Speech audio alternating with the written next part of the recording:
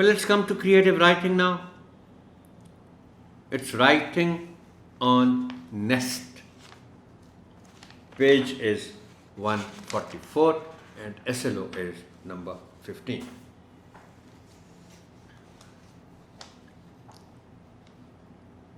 Well, as we have been doing, Honorable Teacher, talk to the students in English on a nest. میں پھر یاد دلا دوں کہ انگریزی میں ان سے بات کرنا آپ بے شک تیاری کر کے جائیں. اس لیے ضروری ہے کہ آپ جو ان سے گفتگو کریں گے, what you are going to talk to the students about will become a source for them to draw not only the words but ideas too. So that is why I insist that you must always talk to them in English when you come across such a situation, that is writing by the students on some such topic. Tell them to write a few lines. You may write your own sentences on the board too and check their work in due course then. لیکن اس میں ضرور یہ بات کروں گا honourable teacher کہ اس طرح کے موضوع پر مزہ آتا ہے. یعنی آپ نے کچھ پڑھا نہیں پہلے سے, آپ کو صرف یہ پتہ ہے کہ نیسٹ کیسا ہوتا ہے, گھونسلہ کیسا ہوتا ہے, اور آپ نے اب باقی سارا کام امیجنیشن سے لینا ہے. You always enjoy writing on such a topic. Well honourable teacher, یہ کلاس 4 کے جو ٹیوٹوریلز تھے, یہ ٹیوٹوریل ان کا آخری ٹیوٹوریل تھا.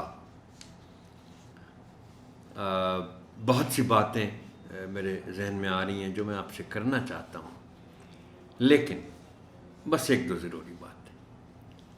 دیکھیے آنریبل ٹیچر, ابھی ہم نے خیر کلاس 5 کے بھی شروع کرنے ہیں اس کے بعد ٹیوٹوریلز, لیکن یہ چونکہ ایک بک ختم ہو رہی ہے تو ایک تو میں یہ چاہوں گا کہ آپ آنریبل ٹیچر پلیز پڑھا کریں, کچھ بھی پڑھیں انگریزی میں, if you want to improve your English language. Read and read. کچھ وقت تو نکال سکتے ہیں نا آپ, آدھا گھنٹہ ہی صحیح روز.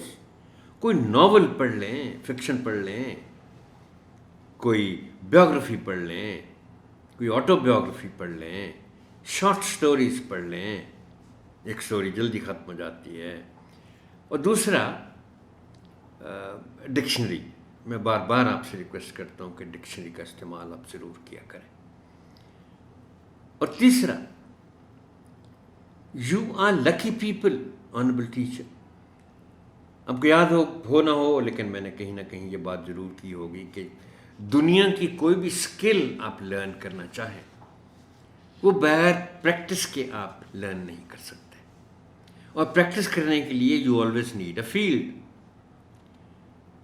یہ واحد پروفیشن ہے ٹیچنگ جس میں کام کرنے والے لوگوں کو لکی فیلڈ اویلیبل ہے, اور فیلڈ بھی ایسا کہ آپ پہ نہ کوئی تنقید کرنے والا. آپ کلاس میں جیسی بھی انگریزی بول لیں, وہ بچوں کے لیے تو لاسٹ ورڈ ہے. وہ بہترین انگریزی ہے جو آپ بولتے ہیں کلاس میں بچوں کے لیے. وہ آپ کو کرٹیسائز نہیں کر سکتے, وہ آپ کو ایویلیویٹ نہیں کر سکتے. سو آپ بولیں,